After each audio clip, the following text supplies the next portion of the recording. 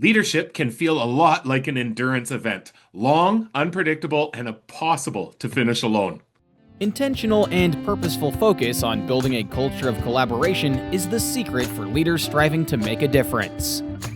In building a culture of collaboration, Kurtis and Lorna Hewson will share simple tips, ideas, and strategies to take your organization's collaborative efforts to the next level. Before we jump into the episode, remember to join our mailing list at jlinsiders.com. Every Saturday, we send out an exclusive video only to our mailing list, along with other templates, resources, videos, and much, much more. We also share upcoming events and opportunities you may not hear about anywhere else. Go to jlinsiders.com to become part of the JL Insider community. Welcome to another episode of Building a Culture of Collaboration. I'm Kurtis Hewson, lead learner and co-founder of Jigsaw Learning. And I'm Lorna Hewson. Today we're joined by Dan Cox, a former superintendent turned endurance athlete, speaker, and leadership coach. Dan is the founder of Endurance Edge and is known for his powerful philosophy that joy is a discipline. After losing over 100 pounds and completing multiple ultramarathons, including the world's toughest mudder, Dan brings a do hard things mindset to leadership. He helps organizations strengthen culture, build clarity, and create the conditions where collaboration can truly thrive. We're super excited to explore what endurance leadership can teach us about trust, resilience, and building teams that can go to the distance. So welcome, Dan. Welcome, Dan. Great to have you on the podcast. Thanks for having me. I'm excited to be here. Well, we are going to jump right into a conversation, but we always want to offer that first minute freebie, that one thing that someone listening in the first minute could action out immediately. Dan, what is it that you would have to share with our audience that could give them that quick takeaway when building a culture of collaboration? Absolutely. And I love this question. And it's something I practice with every coaching client I work with. And once we have our formalities and we talk and greet and meet, and check in with each other to see how we're feeling, my first question that I like to ask in every meeting or in every session with a client, instead of saying, hey, who has updates and go around the table, or what's the problem we want to solve, I start with, what does success look like for us together by the end of this conversation or by the end of this meeting?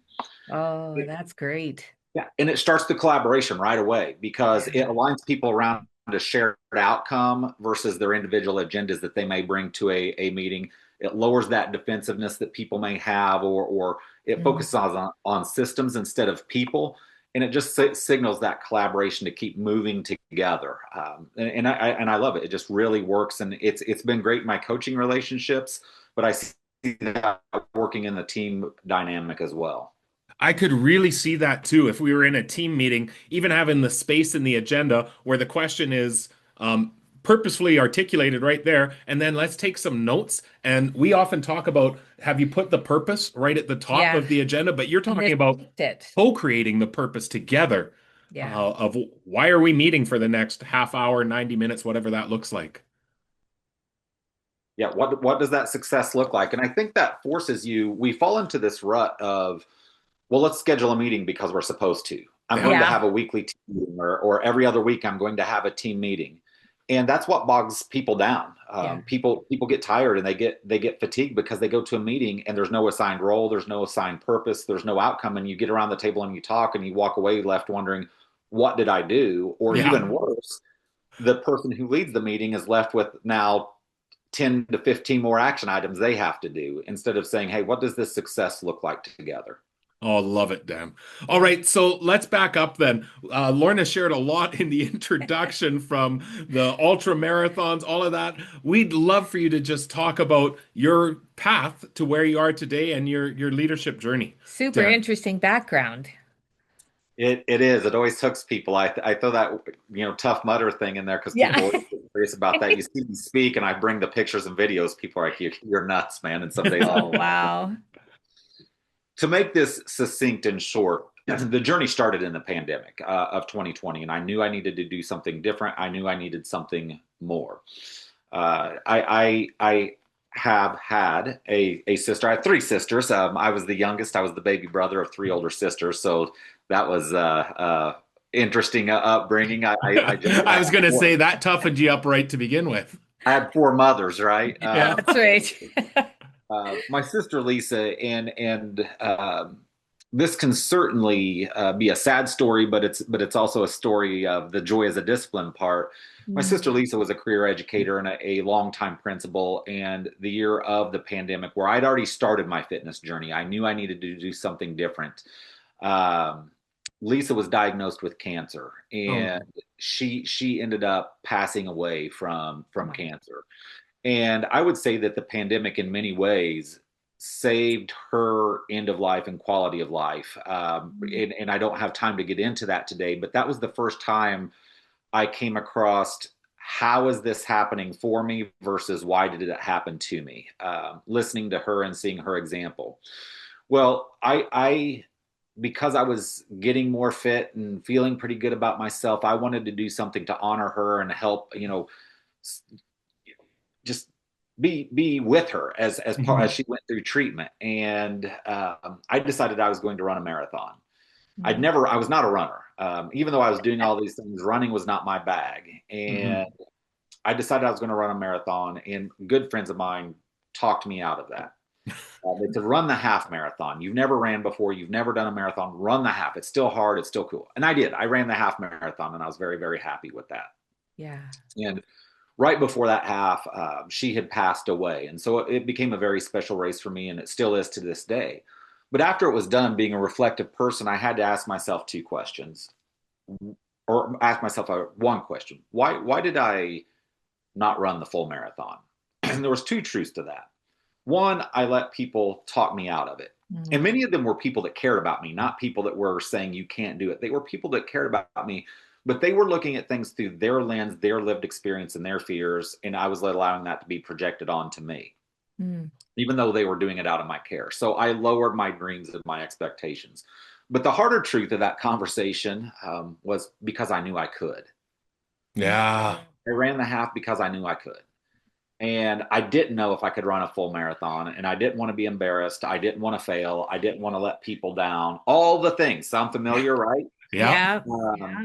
and so when I was done, I said, you know what? I'm skipping the marathon and I'm going to run an ultramarathon. And not only did I run one, I ran five Oh, in 6 months, 5 or 6 months. I ran five Wow. ultramarathons, incredible. having never done that. And so it was just a good lesson for me. And Hmm. I learned some things out there. I never thought of myself as a runner, but then I learned some things out there that just translated to leadership, and some of which I'm sure we will talk about today.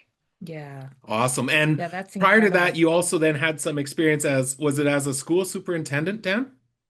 Yeah, career educator. I was 26 years in public education, Yeah. Mm. primarily smaller rural school districts. My last school district was rural slash suburban. I mean, we're central Illinois, so even and it was a bedroom community of our capital city, but by most accounts, it's still more rural than suburban, is what I would call it. Yeah. Mm. Uh, wonderful experience as a superintendent.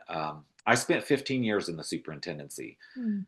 I was 32 years old, just turning 33 when I took my first superintendency. There's a lot to Wow. unpack there. Yeah. Yeah. Yeah, and I was left with one of those choices here in the last year. I had to look at really the edge. It's why I chose Endurance Edge as the name of my business, and how I want to help people lead and thrive. And it's that edge of where your comfort and your growth kind of Mhm. collide, and where that edge where fear lies. And I found myself wanting to help leaders, help schools, and help organizations in a different way than I was in the superintendency. Because again, 15 years is a really long time, and it was a great experience for me. But I felt like I was being called to a different direction. Mm. Dan, I really like that idea that you're talking about of edge, and I want to unpack it a little bit more Yeah. as we go along of, that edge between comfort and growth. We often talk about the real learning happens when there is some discomfort, where there is some Yeah. difficulty.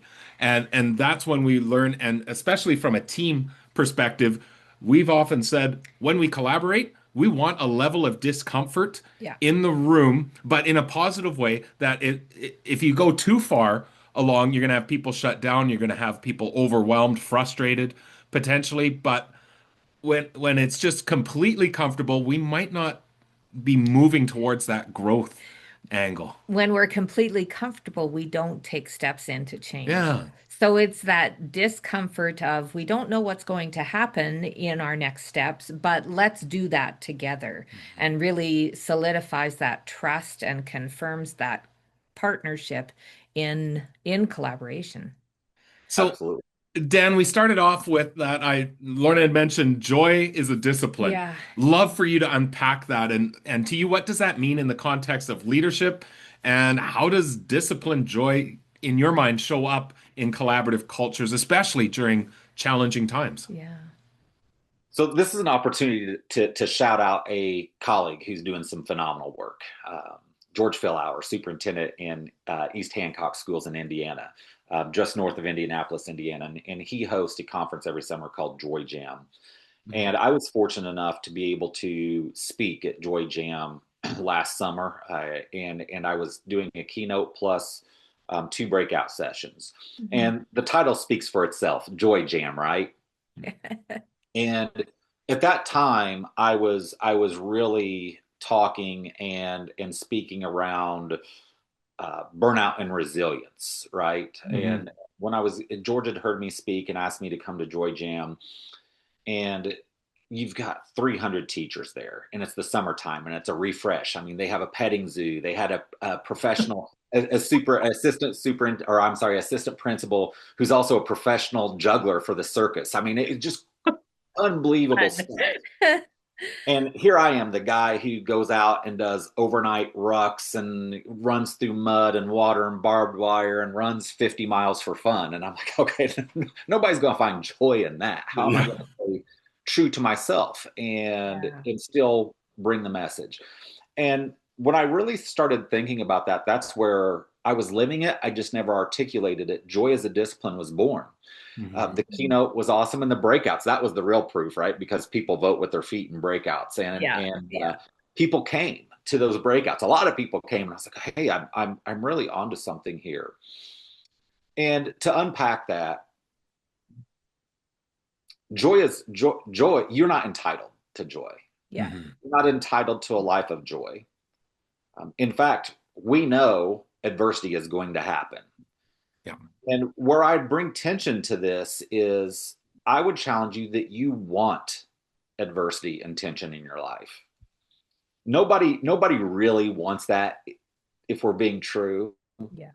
But the reality is, if you don't have adversity, how are you going to experience true joy? Yeah. How are you going to grow? And it's part of the framework for building mental toughness. People often think mental toughness is about somebody who feels no pain, they have no emotion, they just power through. That's completely untrue. It's the person that feels that, recognizes it, and it's the person who doesn't spiral the fastest and the hardest. And then they say, how can I get better from this? Right.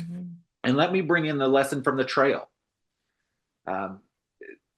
When you're out there running like I have, people are like, Dan, how do you do it? How do you run for 100 miles? The truth is, I put one foot in front of the other. But the other thing is, I know this feeling won't last. No matter how good or how bad I feel, this feeling won't last. And if you'll bear with me, I don't think it ever became more apparent to me until I started running north of 30 miles, right? And you get into 50, 60, 70 miles. There are times at mile 60 at 3 a.m., you feel great. There is no reasonable explanation for that. We'll have to take your word for it. Yeah. And at maybe 5 miles later, you may be crying, literally, and wanting to quit. And the thing I would repeat to myself is, this feeling won't last. Well, that's easy to do whenever things stink, right? Yeah. Hey, yeah, I don't want the bad time. But we also have to realize the good times don't last. So that joy as a discipline it's a conscious choice, and it's a conscious effort. It's not being Pollyanna. It's not ever being in a bad mood or feeling sad or hurt. It's how quickly can you rebound and what lessons can you learn in the practice of mental toughness and resilience. Joy is not for the meek or the faint of heart. Mm-hmm. I could see parallels to that of not just the individual journey, but again, we focus in on building that culture of collaboration. And I think the same thing would apply for teams, that when you're working together, when you're having incredible acceleration or positivity as a team, you're seeing growth, that's not going to last. And there's going to be times where we're going to have adversity as a team, and actually not to shy away from that. I think, is that what you're saying with that, Dan? Absolutely. So think of this from a team aspect. When you're choosing joy, right, and when you're choosing resilience and discipline, if you will, you're choosing that as a team. You're choosing purpose and presence and trust. Yeah. You're choosing that over what would be more so fear, control, and isolation. When I talked about that edge between growth and discomfort, something I have on my wall in my office is, do not let my comfort disrupt my growth. What lies at the edge of that is fear. Yeah. Yeah, love it. Yeah, that whole, I just keep playing in my mind as I'm listening to you. I'm fascinated by this, by the way, and I would never do a marathon, but just really thinking about that motivation for you in jumping into doing such incredible endurance runs. And just as I think about that idea of fear and control and isolation, to me, going that way, that would be what would surface for me, is that, fear and lack of control and being isolated, doing that running. I'm just fascinated by your motivation. Like, what drove you to do that? At the beginning of our podcast here, we talked about the comfort, right, and being uncomfortable to grow. That's not just a feeling. There is real science behind that. One of my favorite famous podcasts to listen to, the Andrew Huberman podcast, and he did a really fascinating one. And he talked about doing hard things and the science of doing hard things. And it's not just about the discipline and the grit. There's actually a impact on your brain and hormone. When you do things that you don't like, it actually forces your brain to grow. It actually forces longevity, quite frankly. Another thing I do, I take every morning a 5-minute ice cold shower. I hate it. I do not enjoy it. That is exactly why I do it. Yeah. Because I hate it and I don't enjoy it. Once you start doing hard things that you enjoy, the growth stops. Yeah. And to be clear, I'm an old college left tackle that was 300 plus pounds. It is snow on the ground and freezing cold out right now, and I've got to run later today. I do not want to. Yeah. Once I'm out there, I'm glad I did it. But the getting out that door, so that's what's inspired me, because it's kept me sharp and it keeps me growing and keeps me moving instead of making excuses. Yeah. Well, and really that satisfaction of accomplishing something very hard, and that you are needing to push yourself through that. That is, that's incredible. And I would tell you, Lorna, you mentioned something about doing it alone and in isolation. Here's what I learned. We'll be right back to continue this episode. We have all felt like this before when engaging in team meetings, feeling like our time is not being maximized, or that this could have just been an email. As a leader, how can we ensure this is not the reality for everyone in the room? Rather than just simply coming together into a shared space, we really need to ensure that whenever we are engaging as a team in meetings, that the time is being utilized to its utmost, and that we are truly seeing impact as a result of our conversations. My name is Kurtis Hewson, lead learner and co-founder of Jigsaw Learning. In this free on-demand webinar, I'm going to be sharing with you 5 planning considerations and then 5 facilitation considerations that you can put into place as a leader to take your team meetings to the next level. Access this webinar, and in addition to these 10 considerations, numerous free resources will be shared that you can begin using immediately. I can't wait to have you join me to learn how we can ensure that team meetings are having their optimal impact.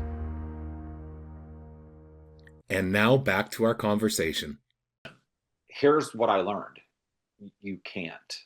Yeah, I was just going to ask, sometimes like running could be seen as the ultimate solitary activity, but you don't see it that way. Yeah, share that with us, Dan. So in some ways, my training certainly is. I'm out there by myself, but then I thought about it and I'm not.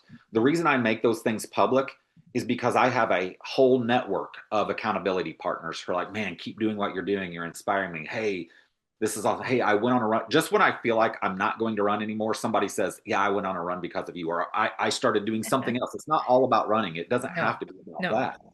But then my wife got into it. Then my kids, and I saw their habits change.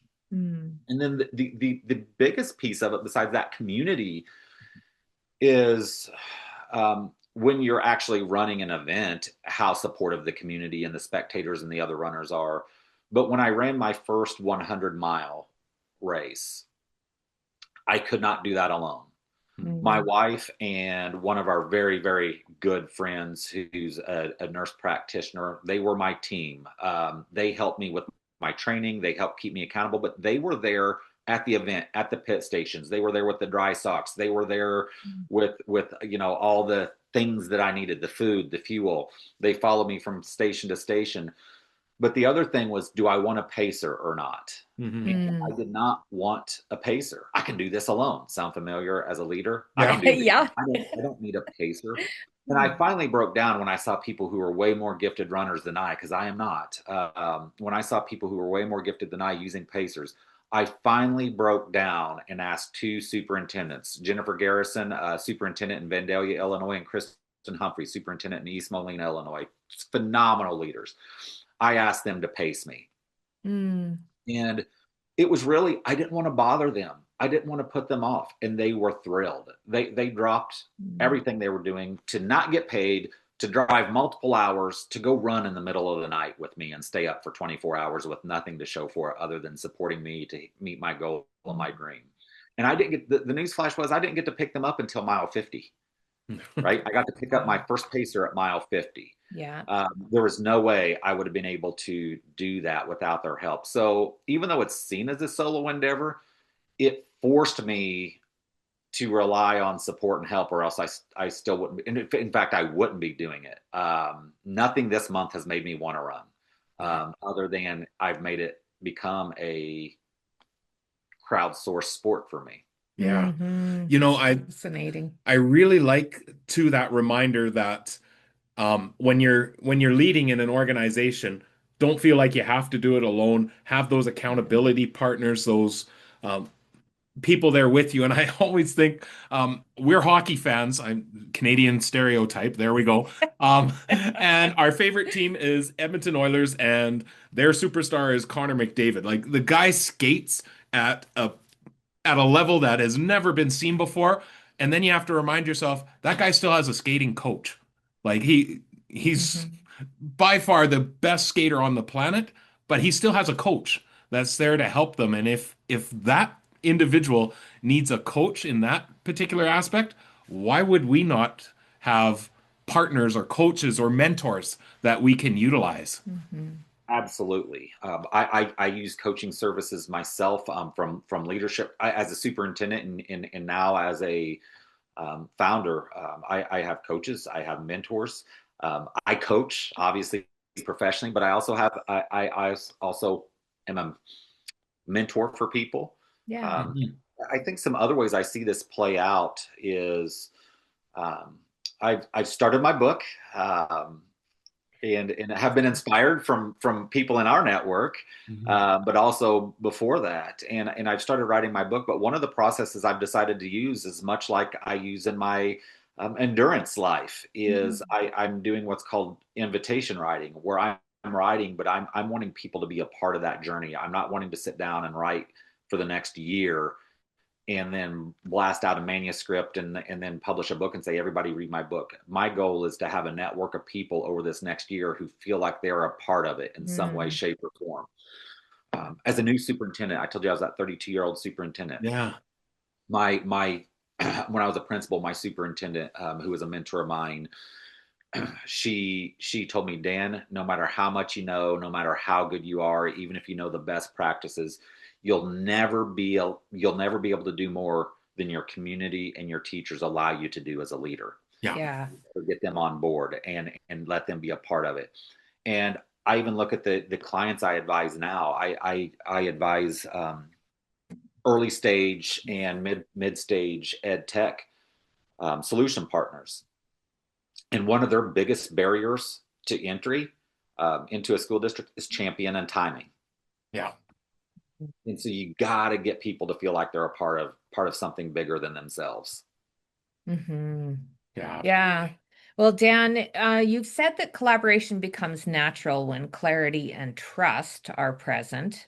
From your experience as a superintendent, what are the most important conditions leaders need to intentionally create so collaboration doesn't feel like it's just forced? You have to slow down to go fast. I say that with trepidation because it's so hard for me. You have to slow down to go fast, especially in the education space. Yeah. It's relationships, relationships, relationships. And I think the condition that I would say is the most important, I think there's several, but the most important condition is problem alignment. In truly understanding the problem. We go back to Stephen Covey's foundational work, seek first to understand, right? Yeah. Then be understood. So to me, if you sit down and really listen, I think that's why I love coaching, because I love to talk, and coaching forces you not to talk and listen. um, and and you learn so much about where people are coming from. And I will tell you, most of the time when we're looking in that culture of collaboration, and what stalls that is we haven't really aligned what the problem I'm trying to solve, the problem you're trying to solve, and getting to the heart, to the fear of what's stopping us. Right. We could get to a great point if we're really doing meaningful work. There's going to be a point where we all get hesitant, or where you get hesitant. The most powerful question that can be asked at that point is, what's stopping you? Yeah. Yeah. Then we can get into that fear. So that's just a little trick I've learned along the way, is asking somebody, what's stopping you, or what's stopping us? Then the fear starts coming out. Then the problem alignment, we start answering the issues. Yeah. So, and actually, Dan, this comes back to what you shared at the very beginning around being able to start your time together, having people share what they're going to get out of this time that we have. Yeah. And really thinking about clearly, not just setting the overarching purpose, but in this moment, in this next hour, what is it that we're going to be able to accomplish, and really creating that opportunity for people to really share what it is that we hope to achieve. I love that. How often do we relitigate the past and overanalyze things that didn't happen? If every collaboration is met with forward momentum, we can recognize the past, but let's not live there. We can learn from the past, but let's not live there. And let's get forward momentum. What are we going to do? What does success look like? And that's the real goal of collaboration to me, is that forward momentum, and where are we going, and how do we get there? Yeah. So Dan, I want to go there a little bit, because I know in running, there's this thing of the mid-race wall, and I'd love for you to kind of talk through what is the mid-race wall, but I see a parallel between what that is for someone running in say an ultra marathon, but also we see it with teams where we hit and I'm going to air quote for anyone that's listening to this, the mid-race wall, where teams are tired, overwhelmed, feel like they're losing momentum. So what do you feel leaders need to do? First, describe that mid-race wall for us, because I know you've probably lived it. And then parallel that to what do you think leaders can do when they feel like their team has hit that point? Mm-hmm. Outstanding question. I'm going to repeat something I've said. Number one, it won't last. Yeah. Yeah. Good or bad, it won't last. I really want to focus on that because I think sometimes people think, oh my gosh, things are terrible. This is going to, no, it's not going to last forever. Yeah. But also the good thing isn't either. And that can be just as dangerous. You can get comfortable or you can live in your past achievements. Mm. One of the greatest success stories I've seen, and it's in athletics, and my son's high school football coach, he's a young guy, and he has won 9 state championships and one runner-up state champion, right? You would never know it. Mm. He celebrates it. He celebrates it for a couple days, a week, and then it's just, hey, let's get back to work and Right at it again. Back to business. Yeah. For us, he wouldn't have won 9 or 10. He would have been done a long time ago, right? Yeah. But he also doesn't view not winning as not being a success either, even though he wants to win. Mm. And so I think that's really a neat, powerful lesson. Going back to I think the wall and what you can do about it. There's a predictability. So think about this. As an educator and veterans in our own rights, we know and can predict walls in the school year. Yeah. Yeah. Colleagues in schools right now are living at one, right? Yeah. It's a fun time to be in school, and it's a crazy time to be in school. Where does May? Yeah. How does that fit in? Okay. Mm-hmm. I was working with a client this week who was frustrated because everything's gone dead and they can't hear from anybody, that nobody's responding to them, that they're all shut down. I said, well, there's nothing we can do about it today, but guess what? You're going to face that 2 more times in May and July. Yeah. So what can we do to be ready for May and July? So to put it into the running world, if you will, everybody hears about the wall and the marathon where everybody bonks. I think they call it the bonk, where around mile 20, sometimes people won't finish a race around mile 20 or 23. I forget the number. There's a reason, and you're like, how can that happen when you just got a few miles left? Yeah. Mm-hmm. It's physiological. It has to do with the glycogen in your body or whatever. I'm not all into the science of that, but it's your fueling. Did you fuel properly during the race? And that's why. And if the answer is no, people bonk. So same thing for my ultras. Nobody thinks about this, but one of the things I have to do is I have to practice eating while running. Yeah. Because it's not natural for your stomach. Yeah. And so you'll see me out there on the streets or on the trails in the most odd times with a peanut butter and jelly sandwich that I pull out of like a coat pocket or something and eat it while I'm walking down the street. And people are like, what is he doing? It's because I'm practicing getting ready to plan and train for that wall. So I think you really can plan for that and predict that, knowing it won't last. But the other thing is when you get those walls and those tough moments, if you collaborate through it and you rely on a team, something else that happens is you redistribute loads so nobody burns out in isolation. Yeah. I mentioned picking up 2 pacers at mile 50. I would have never got as far as I got without picking up those pacers and redistributing that load. What that allowed me to do, I thought I was going to lead. You can have 1 pacer at a time. I thought I was going to lead my pacer at night. We're running in the nighttime. I knew the trail. I've been running forever on it. And I thought, I'm going to lead. I ended up letting my pacer lead for my mental clarity. All I had to do was put one front of the other. I didn't have to worry about navigating in the dark because I didn't have to look out for rocks and trip hazards because my pacer was calling it out. All I had to do was run, and it was mentally exhausting for me to navigate in the dark. So I redistributed that load. It reconnects people to a shared purpose when you collaborate during those tough times, and it really shortens the distance. You focus on the next mile, not the end goal.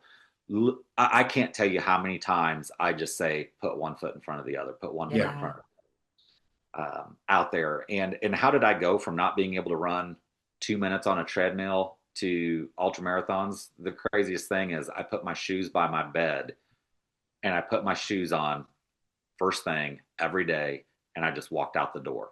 Yeah. I checked my ego and I relied on other people. And so there's where those two worlds relate for me. Well, and I really like that idea too, that put one foot in front of the other, focus on the next mile, not the finish line type of an idea. And I think sometimes as teams, we get so focused on the overall where we're trying to get to, and it can feel like we're not making progress. So to equate this back into a school, when we are at a place of we're really endeavoring that every kid leaves this building a reader. That's what we're trying to do as in this elementary school. Sometimes that could get really overwhelming, but when we could say, all right, who's the next student that's close, that we think with our collective efforts we could make a difference. Let's focus on that next one. Let's focus on just small steps that we can take, knowing that over time you're going to see massive change, but don't try and envision it all at once. One of my favorite strategies to use, using your scenario, one of my favorite strategies to use is to create tension.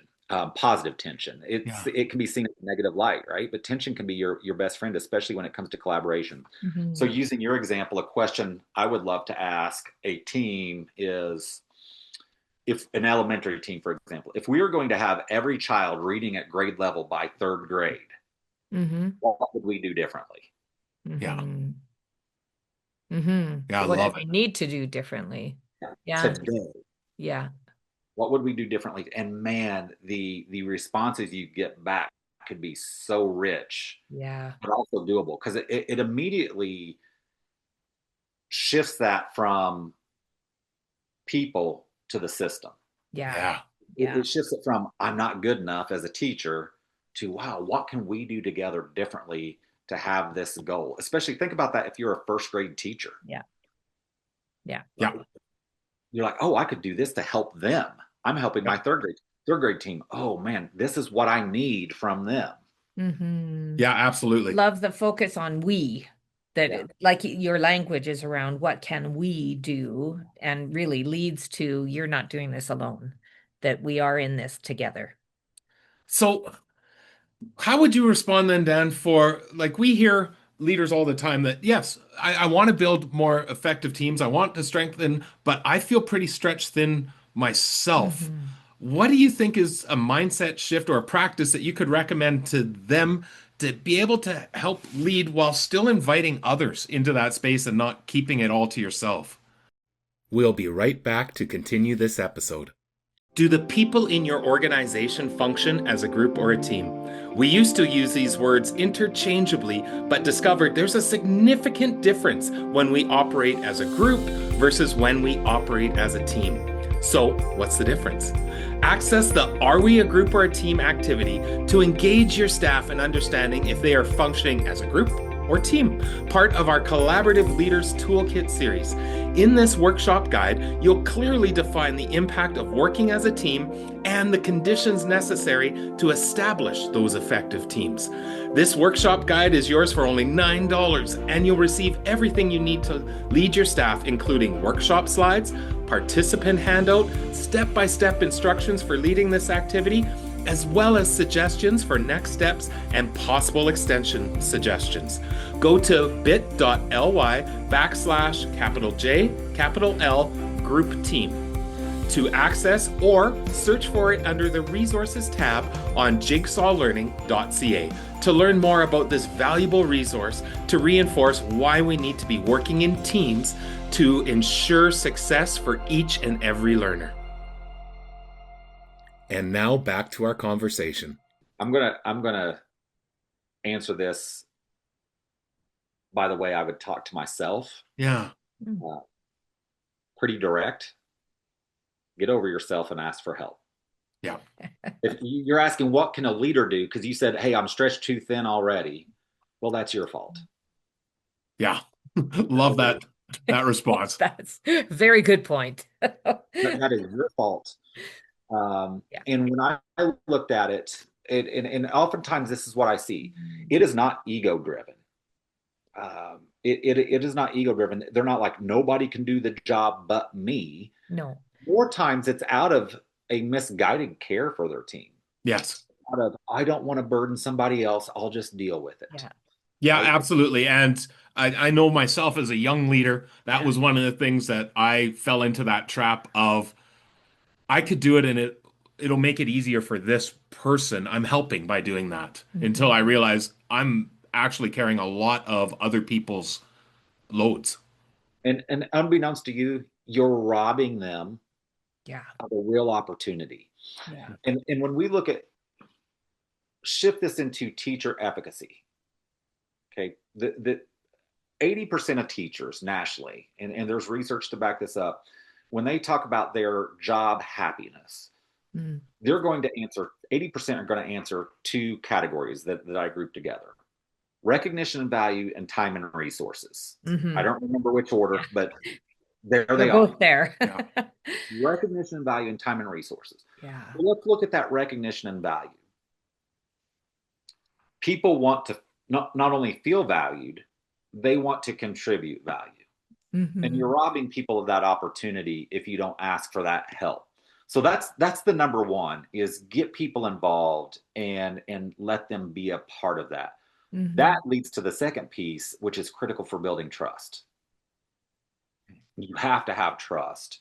And within that trust, you have to be authentic and vulnerable. Hmm.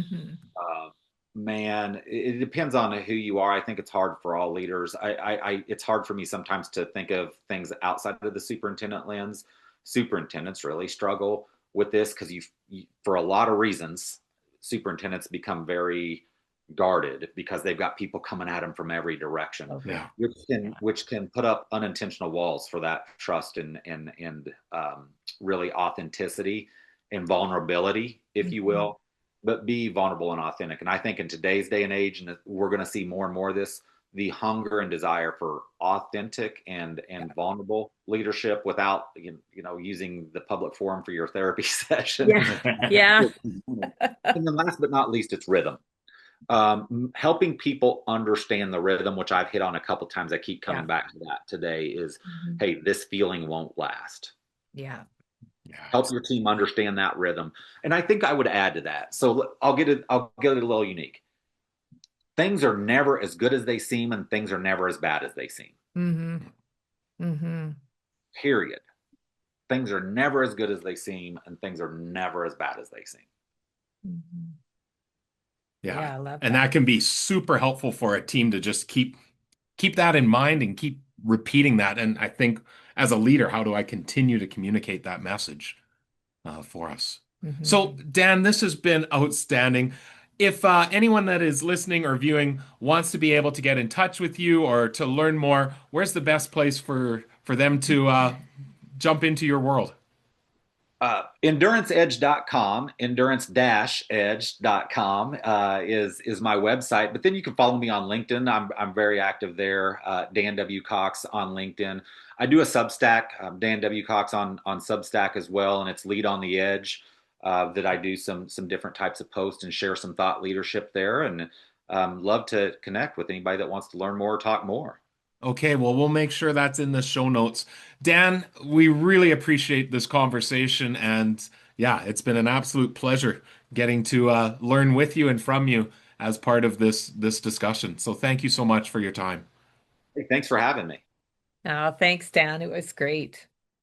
Okay, I know we've said this before, but this is one of the reasons I love being able to do these podcasts is just the stories that Yeah. you get and the individuals and yeah, to I love all the parallels that we're able to connect between that ultra marathon, doing something that's incredibly difficult and what are the parallels that we Hmm. see to leadership. And I want to start right where we started that conversation is leading on the edge that Yeah. Dan talked about. And I really like the way he articulated that edge of what's comfort and what's growth. Because if we Hmm. just focus on continuous growth, growth, growth, growth, we're going to get overwhelmed. We're going to get Hmm. Hmm. have difficulties. But if we just stay in comfort, that whole zone of proximal development comes to mind of how can we challenge and have some discomfort in order to be able to grow. Hmm.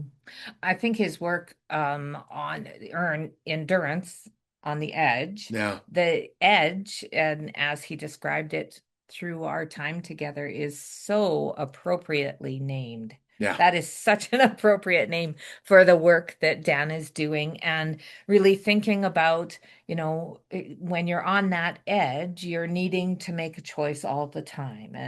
And one of the things he talked about is joy is a choice. Yeah. You can choose which direction to go. You can choose whether you step into dissatisfaction and not being in a space where you can push yourself forward, but it is about that push and living on the edge. Yeah.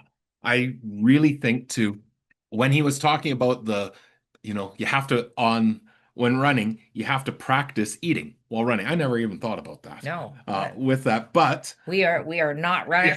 yeah. But the idea of you're doing it in preparation for when you have to do it in the real situation, he's Yeah. practicing that.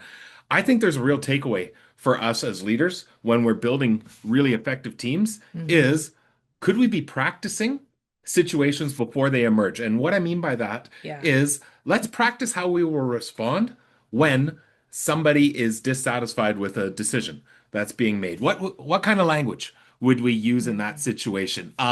Let's and like we do this all the time with Yeah. creating scenarios that we can work through, but as a team, if we're really moving towards that learning, Yeah. and again on the edge, let's practice some uncomfortable Hmm. situations so that when we do encounter them, truly that we're ready for that. And I Hmm. do you remember when we talked about with our staff team the idea of an implementation dip? I Yeah, can remember as a staff reading an article I was just going to about talk about this. the implementation dips Yeah. and anticipating it's going to happen. It will happen for us, but let's talk about what it looks like, how we could get through that. And I think prepping people for that Yeah. was really, really powerful. And I can remember one of our staff members saying, I think we're in a dip right now. It gave them language to Yeah. be able to understand that when we feel overwhelmed, Hmm. possibly frustrated, when it feels like there's just so much going on, we might be in that dip, Hmm. and to be able to practice, what would we do to get out? Yeah, and that came to mind when Dan was talking about the mid-race wall Yeah, and how you get, partway through and you come up against this barrier that you really have to push yourself through yeah, in whatever circumstance that is. But I love and the implementation dip came to my mind right away too, thinking about the work that we had done in our school, but also understanding that that's a reality.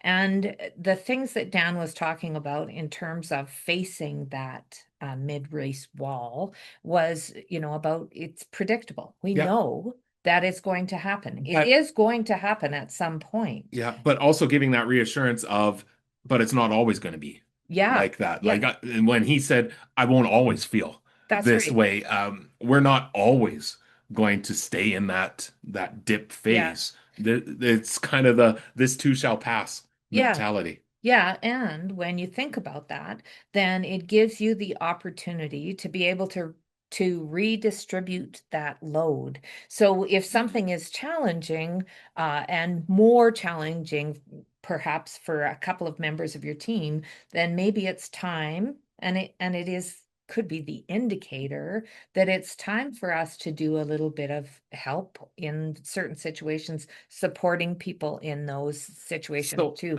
right there, there's another situation of there we're all going to feel at different points overwhelmed, Yeah. exhausted. So let's talk about what does it look like for each of us when we get overwhelmed? What are our Yeah. indicators Yeah. so that when you notice that I'm short with people in the conversation, and I have Hmm. this tell of when I'm overwhelmed, sighing a lot, just Hmm. Yep. and you'll pick up on it and go, What's going on? what's going on? How can I? But for us to be able to talk and communicate that Yeah. with each other in advance, and again, it's that kind of practice eating the sandwich while you're running. Yeah. We're practicing what would we look for if, when in the future, we're feeling overwhelmed or Yeah. exhausted as a team, and then what support would each one of us need? Yeah, and it's likely going to happen. The other thing that Dan was talking about in that situation was being able, it again is another opportunity for us to reconnect back with our purpose. Yeah. So when that's happening, let's take the time to say, okay, remember, this Why is are we the doing work this? that we're doing, and this is why. And that why is so important for people to hear, not just at the beginning of the work that they're doing, but all the way through. Let's constantly reconnect, and understanding that sometimes we have to take small steps. Yeah. And that the overall goal, we talked a little bit about, having 100% of our grade 3 students being readers by the end of grade 3, knowing that that is massive. That's a huge goal, but how do we break that down into smaller steps? And that idea of that wall is a part of that. And that break it down. That's something that's going to stick with me, is asking that question, what would we do differently in order to achieve that? That's a really powerful question. Yeah. So once again, would love to thank Dan for joining us for the podcast. Make sure you check out the show notes to be able to learn more about the work that he does and to connect with him. And as always, we have 2 requests. First, we'd love for you to join or share our mailing list at jlinsiders.com. We provide weekly content through those through that mailing, as well as free resources and other things that can help you when building that culture of collaboration. And second, like, share, review, or subscribe to help ensure someone else who needs to hear what we've discussed have a greater chance to find it. As always, reach out to us at questions@Jigsaw Learning. If there's a topic you'd like for us to look at, a thought partner to be able to bring in, we'd love to be able to connect. So as always, we're wishing you all the best as you endeavor to build a culture of collaboration in your organization. See you soon. This podcast is a proud member of the Teach Better Podcast Network. Better today, better tomorrow, and the podcast to get you there. Explore more podcasts at www.teachbetterpodcastnetwork.com. We'll see you on the next episode.